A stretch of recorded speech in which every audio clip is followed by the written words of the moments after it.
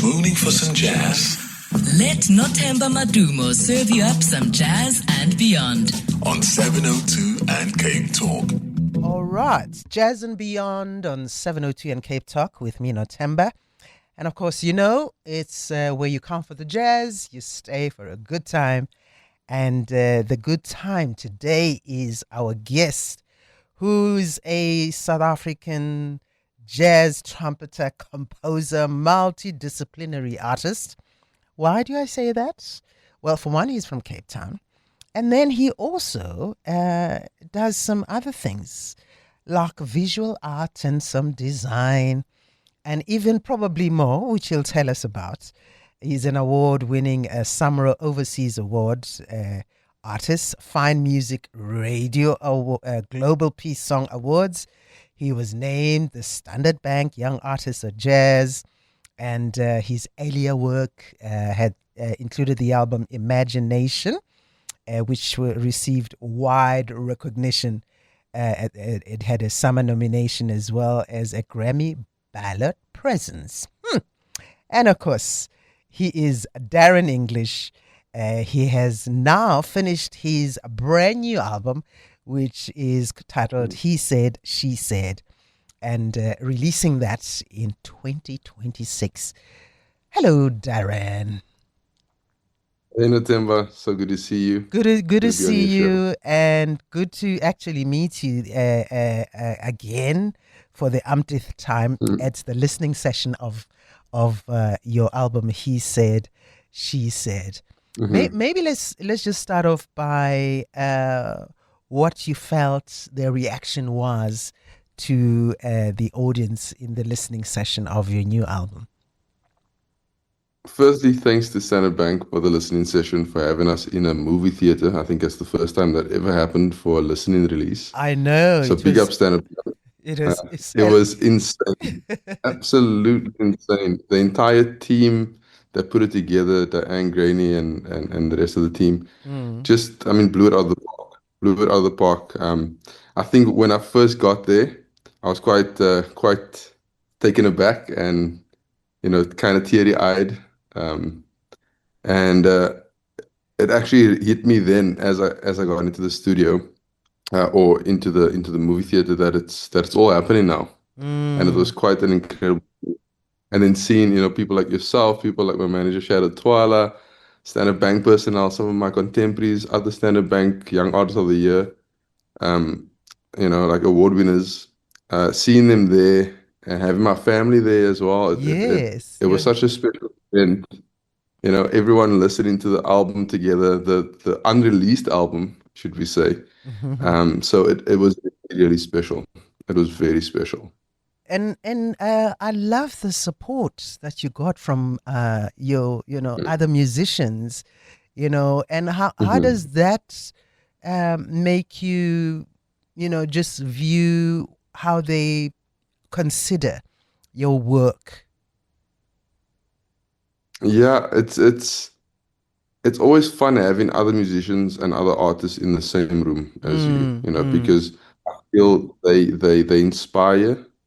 They critique as well, so it's a good balance of I want to say friendship and you know, being a colleague, being an artist. So I think having them in the room meant quite a lot. And then, you know, one tends to think about, you know, what will your friends think, what will your contemporaries think, what will other musicians think, what will the audience think, how will they take it, how will they perceive it.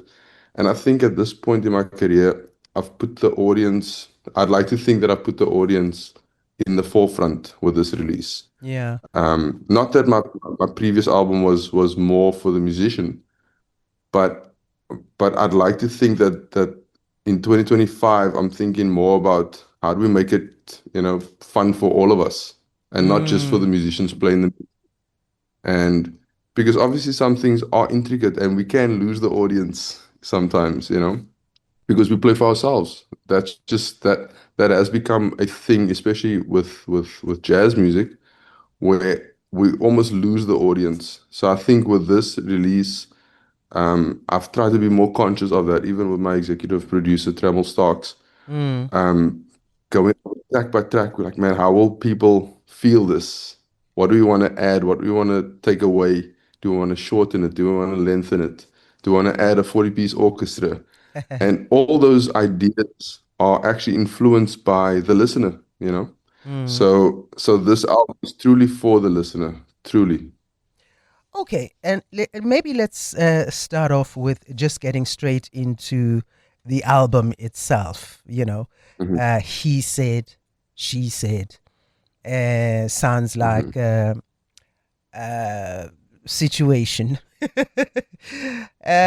complicated situation, which can be interpreted in various ways.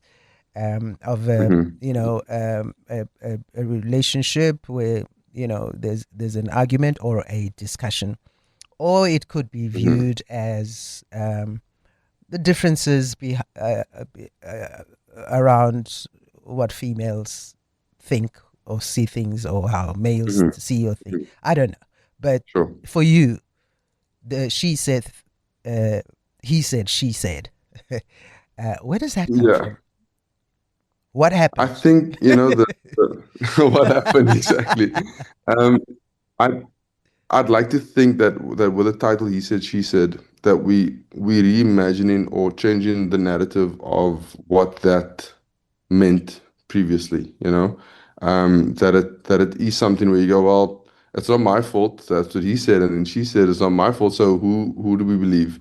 Where my take on the "He Said, She Said" is the conversation. I always talk to Shalatwala about this. Our main thing is, man, have conversations musically you know so have a conversation between the he and the she, or the they, or the we, however you want to be perceived. So there's basically a they said. It's not really putting man over woman or woman over man. I kind of like that the title of the album begs to be questioned, so that we get to talk about what it means, Mm, and how we can reconstruct that in a positive light. yeah.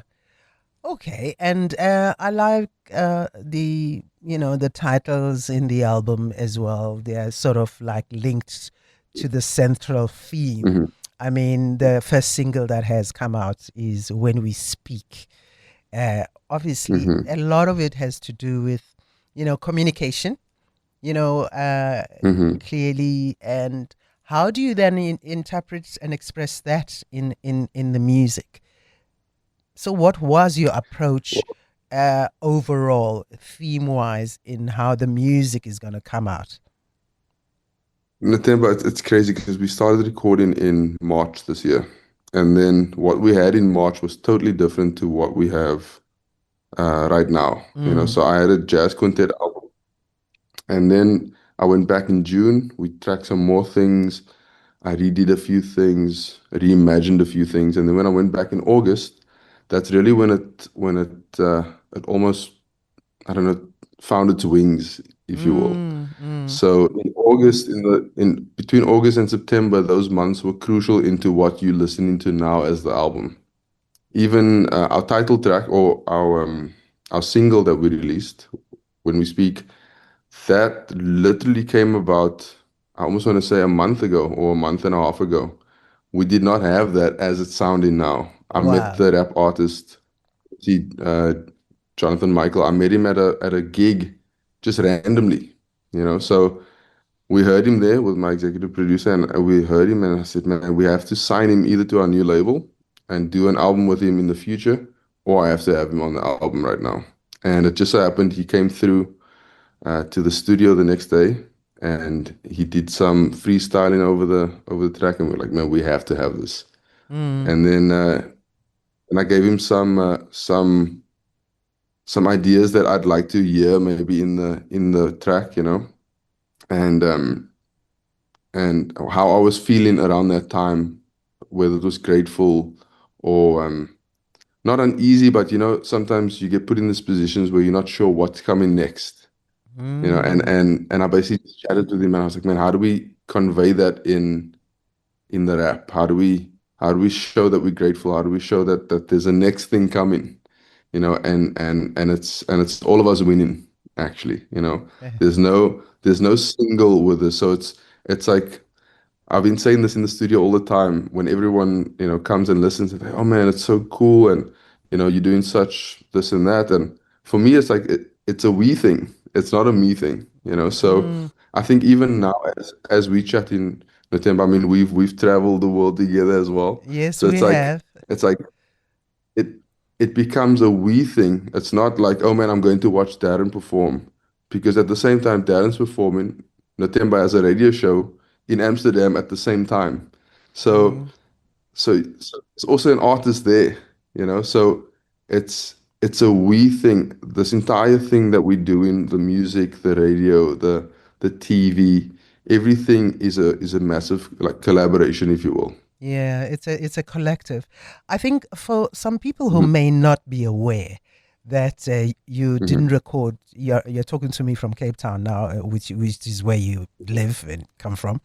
But some Hmm. people may not necessarily be aware that you've actually been to and fro to the US, and this is where you Hmm. recorded the album. Maybe let's Hmm. let's give a little story behind why you were even there in the first place, and how then the album developed and was recorded there. As you were saying, you were going back and forth, and that some of the songs, Yeah. as you went back, there was some developments in your brain that then obviously were infused, those ideas infused in the other in the tracks, or even developing the tracks that had already been recorded and the new ones. I think, I mean, my choice for being in the States, I've lived there for 10 years prior, to do my master's, and I got a record deal. And then that ended up that had me staying there for quite a while. And then I met the engineer on the album, who's also the executive producer, Trammell Starks. I met him because he engineered my first album. Mm. And we always just kept in touch. And he said, you know what, man, let's do another album sometime. And then he got the position at Lucky Man Studio as the director a few years ago. And he called me. He said, man, I have the studio now, and it's a multi-million-dollar studio. They have the best piano there. They have the best tracking room, best gear. I mean, there's literally everything that you could want is there from a recording standpoint. And he just said, look, when you're ready, give me a call and we'll set it up. And I think when the opportunity came, when I got the Standard Bank Young Artist Award, um, I thought, okay, so part of it is that you record an album or you do a tour. And I just thought, this is a perfect opportunity to use the help of Standard Bank in funding, um, to at least springboard the start of what is now He Said, She Said. Mm. And so, as you say, you started recording this in March, you know, of Hmm. 2025, and has developed. Look, first of all, I saw the pictures of the studio where you were Hmm. recording. It is massive, Hmm. and the quality of the sound that has come out of Hmm. of the recording is amazing. Even just listening Hmm. to the sound on video as you guys were messing around and playing in the studio was just So, just incredible. So September, I was saying, um, to a friend like a few weeks ago, I said that the studio sound is so great that even if we played really horribly on the album, it would be a really good recording of us playing really horrible because the studio sound is so good, mm, just the natural quality and the sound that Trammell Starks get in a studio is insane because I mean you can have a great room and you have the worst engineer and that that leaves you with a bad sound. mm, So I think in this case, I mean, I was fortunate enough with the band, with the orchestra, with the maestro to have. I almost want to say, the top tier, of musicians, of engineers, of arrangers, of conductors, of players, just to assist in my vision, which now became our vision. yeah. So I feel having Trammell in the studio there, I mean, I credit him wholeheartedly for the sound. The sound is, I mean, the quality, that's all him. That is all Trammell stocks. He's a genius. True. Let's talk about the very talented and magnificent musicians that form part of the recording for you and your relationship with them and their contribution. Hmm. So we have Kenny Banks Jr. on piano. He's I think he was one of the finalists in the World Jazz Competition, World Jazz Piano, and I mean just insane piano player. His father plays piano as well, so he comes from a great lineage of musicians. Mm. A great collaborator. I've always just pictured my music with Kenny Banks Jr. You know, he's just one of those special guys. And grateful to have him on board. Then we have Miguel Alvarado, who I look at as the secret weapon in the band. He is incredible. He's, you know, I think you've met him probably in Makanda. Yeah. And if not there, then at Joy of Jazz. So he's been such a team player. He's traveled all over with me, and so gracious, you know, and a killer player. What an incredible person and player, musician, arranger, doing incredible things in Nashville. And then the bass player. So Miguel brought this bass player in. I had never met. I think I met him once before on a gig. But we needed a bass player for the gig, for the session, because our original bass player couldn't make it. And Miguel brought this guy in, I think he was 28 at the time. Brought him in. He basically sight read all the music down, and that's Rob Linton that you hear on the album now, killing it on the bass. Mm. So he's incredible. Happy to have him on board. And then we have Larry Wilson on the drums and cymbals. Absolute beast. I will credit him for however you hear the drum sounding on this album, and the finesse and the playing and the technique. All the music that he learned, we had one rehearsal at from 1 a.m. till 3 a.m. with Larry Mm. before we went into studio. Wow. So I mean, this man is super busy, but you can hear on the album how dedicated he is, even though we only had one rehearsal. I mean, he really, I think he's definitely man of the match on the album. And he's also playing organ on the album because that's his main gig. So he plays Yeah. organ in church. So we have him playing a hymn on the album, Blessed Assurance, Beautiful. which is super special, super special. And then let me think, who am I forgetting there? So that's the main core that makes up Yeah. the quintet. You also have some lyrical and spoken word I elements do, on the I do, album, I do. So yeah. and I like the story behind that. Yeah, so I think, you know, talking with Trammell and thinking about, man, what do we do on the album? You know, it was he said, she said from the beginning, but then we changed the titles. We reworked the song. So do we still call it that? Do we want my face on the cover, or do we not want my face on the cover? So all these things kind of influenced the music, influenced the look, the feel, Mm. who we use. I wasn't even planning to have spoken word or rap on the album, but we let go and allowed, you know. Um, and then we thought, you know, we need, man, there's an incredible vocalist and spoken word artist, Virginia Schenk in Atlanta, very close and dear friend to me. And I wrote a song in the studio with Trammell, and I said, man, this is Virginia. It just says her all over this. Mm. And initially, I wanted her on another track, just speaking spoken word English, you know.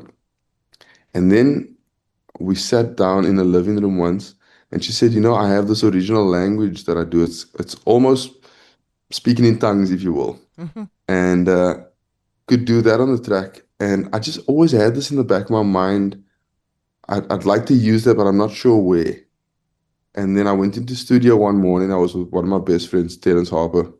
We were in the studio, and I had this melody on the trumpet, and I started playing and playing, and I told Trammell, man, let's empty the calendar for the day and just work on this track. Mm. And that was a Friday. We spent about 12 hours writing this new song, and then the Saturday, Virginia drove 2 hours to the studio, and she laid what is now Sunrakaso, Mm. which she recorded an original language, and it's almost meditative It's as if you've been, I don't know, spoken to by this knowing voice, Mm. okay, that answers questions that you're not sure how to answer or how to ask. So I feel she really brought this. I almost want to say there's this not a pinnacle, but she brought depth. So there's this center in the album, and I think that's actually Virginia on the song. And Could that also then be part of the production elements that probably definitely, differentiates between the he and the she, side of the theme? definitely, definitely. And I'm happy that Virginia ends up being the she on this album. And that her voice literally does ground this album in a way that I think the song is track 4 or 5 on the album, and it's just at a point where you feel after all these questions that you may have after listening to the first, say, 3 songs on the album, Mm, it's a reset. yeah. It just puts you in this frame of mind that you are grateful that you ask these questions or you're answering questions, Mm, not sure what she's saying so much, with her own language. sure. And and then from that we go to Jonathan Michael, another spoken word artist. He's actually an accountant by day and doing incredible things in Montgomery, Alabama. I mean, he's a true activist, um, and I almost want to say a social figure Mm, in Alabama. So definitely more power to Jonathan. He's incredible. He's honestly become one of my modern day heroes. Um, so he's on there rapping and doing MC work and doing spoken word himself, which is just, I mean, his words are incredible. I'll put him up there with the best of the best when it comes to, just speech and spoken word. So he's rapping on there. I have him on 2 other tracks. He sent me a voice note that I just thought was too incredible to not have on the album. So we actually finished the album with his voice note. mm, And I wrote this track in studio that we entitled Anthem, and he wrote the lyrics to that.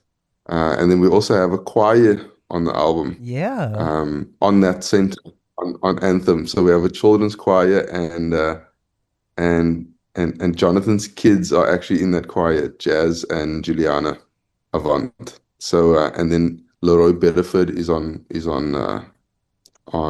tenor on that. Yeah. So I mean, it's really a special feeling having, from a choir to an orchestra. We have, the maestro, Lee Johnson, on, doing all the arrangements, doing all the conducting. 40-piece orchestra is just insane. Listen, it's just a marvel listening to the music, and I'm sure your fans are gonna be absolutely delighted, especially because for me anyway, that there was just something Mhm. now so much clearer in your tone, your trumpet tone, Mm. as well in the music. Well, I'll let the jazz fans decide on their own. But let's talk So, about your design, work.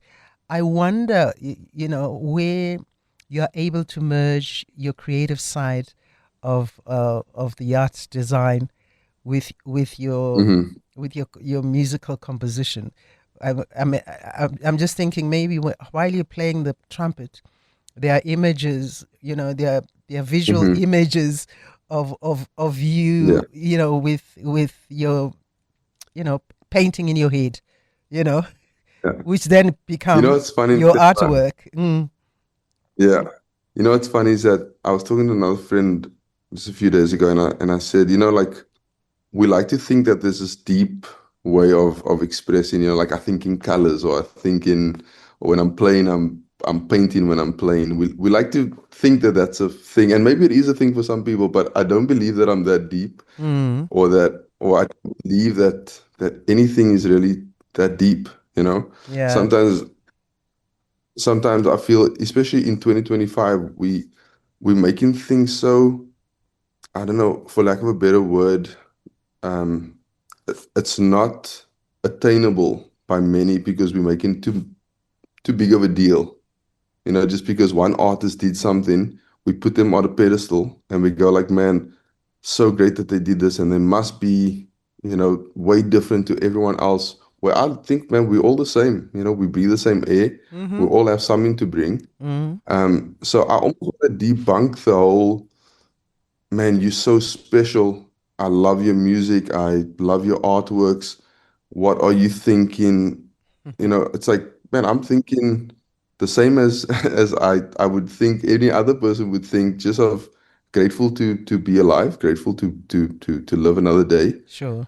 And I think we start making things too deep, people, then we actually lose people. Mm. You know, so I actually want to go, man, thank you for loving my music. Thank you for appreciating the time that I've put in and into the artworks and all these things.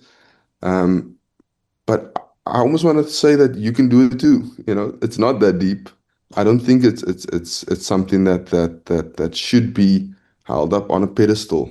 Mm. Um, be- and I feel strongly about this because we have figures now, and I get that I'm also in that space where people put you on a pedestal, and I just feel, man, like And then there's some it's unfair to, expectation. There's some expectations yeah, because of it it. is. It Mm. is, Mm. but also unfair to the rest who are actually winning in life too. Yeah. You know, Yeah. like what makes what I do more important than a guy who's whatever, who's a lawyer, who's another artist, or Or working a in guy the who's in the sweeping the street, bank or or something. Yeah. Mm. True. yeah, or a truck driver. What makes me more special than that? Or, I now get to have the headline. I get to be in the paper, but there's people winning all the time that never get that credit, you know? True. So I almost want to use this out, if I could, to be, man, this is all of us. It's a we thing, Mm. you know? There's no there's no depth. I don't, I want to take that word out actually. It's like everyone's on this whole deep thing. Oh man, you have to channel this and you have to this. And it's all this pseudo, things. But But I for me, it's like, man, just, just relax. In you other know, words, yeah. yeah, just relax, do your thing, practice, be about what you say you're about. And that's, Yeah. I mean, I literally, you can see my hands are dirty. I mean, this is after washing it. Yeah. And this is from working on artworks, Yeah. but there's no depth there. It's just that I was working until 2 a.m. this morning, Mm. and that's what it is, because that's what it takes. You just have to put the time in. You know, Darren, one thing talking about depth that I know for you is deep is the role of family for you. Hmm. And I'm just wondering Definitely. how you because you know love your parents and so dearly, and how you manage, to balance your life, especially with international travel, where you just have Hmm. to be constantly in contact and making sure everybody's okay, and them worrying about you that you're okay wherever you may Sure. be, and how for you that is probably what we should have depth about more than anything else. Hmm. I think so. I actually think that's a great point. That I mean, family roots run deep. You know, Mm, friends too. Some of yeah. us have closer friends than family who are family to us. So I think having that, if anything's gonna run deep, it's gonna be, just the love for family, the love for friends, the love for our communities. To actually stand together and show love, share love. If anything, then that's the only deep that I believe in. That's how you can go deep. The rest, no. There we go. Let's, There we go. yeah, and talking about family and relationships. Are you in love? Am I in love? I'm in love with everyone. I show love to everyone as much as I can. Um, you know where I I want to think go with I that think one. I think right now I'm truly in love with this chapter of my life. Mm, Um, with all the challenges, all the ups and downs, all the unknowns. Um, I think I'm just grateful that I'm where I'm at now. And I just hope that whatever's coming, if it's good, if it's not good, that I can maintain just level ground. mm. What lessons have you learned about not only yourself but also musically, especially with the time you've spent in the US, Mhm. that has Man, have probably influenced how even this album has come out? mhm. I think my time in the US was crucial. Like I like to say that I grew up in the States, Mm, and I say that because I moved when I was 21. So when you're 21, you become this adult, which I really think you really only become when you're 30. But and I'm 35 now, so probably only when you're 40 do you become that. But I feel moving there when I was 21, it was so wild and so new, and this place that you feel that or that you knew, and from movies and radio and things and pop culture. So I get there and I just feel, man, I know this. I know the space. I know how it feels. I know the music. I know the people. mm, And it was actually just that, within 2, 3 weeks, like I was in the scene. I was performing. I was getting booked for gigs within a month because I felt, man, that was home then. mm. And I mean, I've had multiple people say, yeah, but what about us here in South Africa? Man, South Africa will always be home. I love it. I Yeah, love living here. I love just everything about it. But why do we have to claim one thing over the other? You yeah, know? mm, So for me, man, I know what the States does for me and brings to me, and I'm forever grateful for that. You know, I mean, the people, the connections I've made there are of the most prolific that I will probably ever make, mm, and continue to foster and grow. But I just feel that being there, it influenced me to see this new world, this world that I felt like I knew in a dream, if you would. yeah, I felt like I knew this, and now I can actually live it. And I'm grateful that I've been fortunate and provided to the actually live it opportunity. now. Mm. The album is coming out in February 2026. Mhm. Are there two or maybe three unfulfilled ambitions that you'll still want to chase, maybe in the next 5 years beyond this album? Mm, man, so many things, Nothemba, so many things, and some of them have nothing to do with music. Some of them have nothing to do with anything. Yeah. They're just. I mean, some of them I also probably would not talk about just to keep it as that. So if it does happen, or I'd say when it does happen, Mm, it's special than to put it out in the world right now in its infancy. mm, So I think. If I can talk just on what I'm looking forward to with the album and what I have control over as we speak, mm. um, I feel just having a good release. I hope that people listen to it and receive it as we hoped. Like the single's been doing well. People are still sending me messages saying, "Man, Lovely. we just listened to it." I messaged last night saying, "Man, we're in Joburg," and I put it on this big screen, and I blasted it for my friends like, "Yo, where you at? Pull up." Mm, So those kind of messages, people say, "Man, the sound quality of this and that," and whether it's from my contemporaries or people. I mean, I've had people in Japan email me and say, "Man, we can't wait for the album." Huge fan. I'm like, man, I've never heard of some of these people.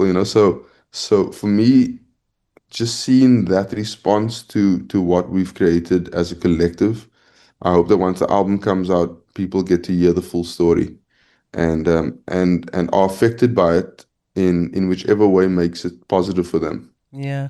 which is exactly what's going to happen. Just in closing, though, maybe also just I think maybe what you have done with this album is also using music functioning as a bridge between the South African stories and also an international audience as well.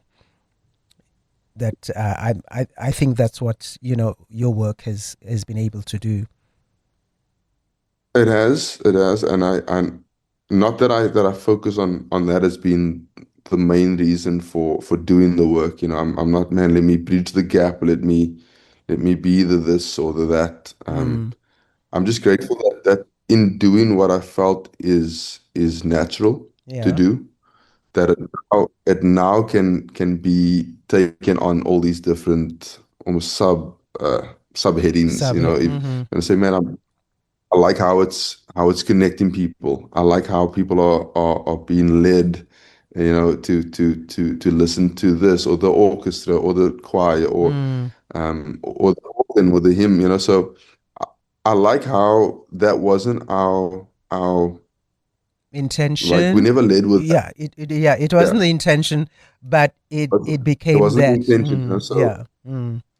wouldn't man, we need to put out a banger that people are just gonna love, Love and and enjoy.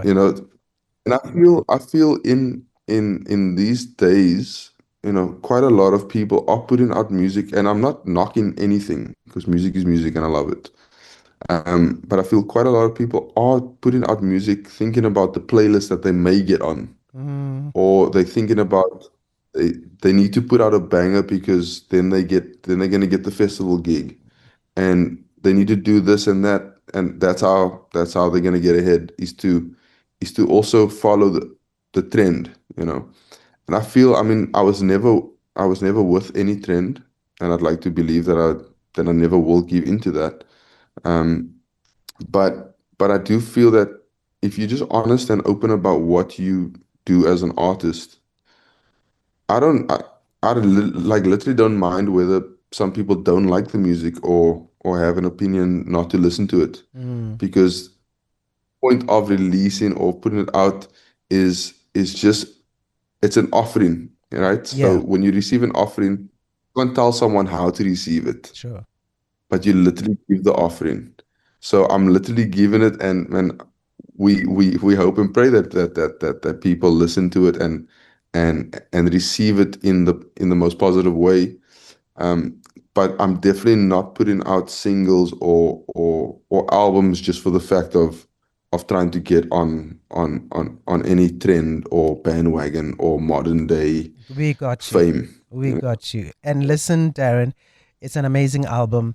Thank you so much for it. We've long been waiting for Thank you. it. And thank you so much as well for taking the time. I know it's a very busy time for you right now, lots going on.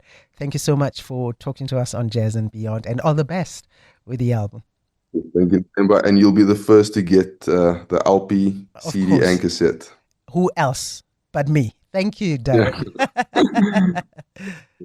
I'll see you soon. Lots of love.